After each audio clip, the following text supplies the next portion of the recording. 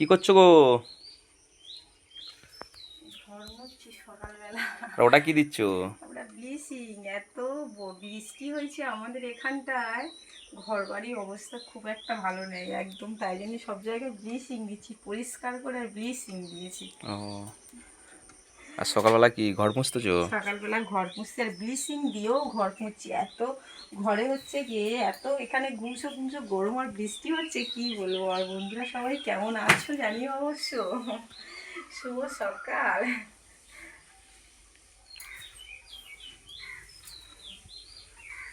তো যাই হোক বন্ধুরা, তোমরা সবাই ভালো থেকো, সুস্থ থেকো।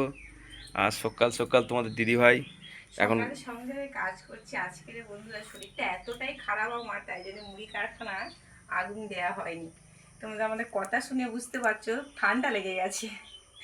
তাই যাই হোক, তোমরা কেমন আছো তোমাদেরকে জানিও। আবার তোমাদেরকে জিজ্ঞাসা করলাম। আমি তো সকাল সকাল কাজ করছি, আমিও ভালো আছি, একটু শরীর অসুস্থ হয়েছে।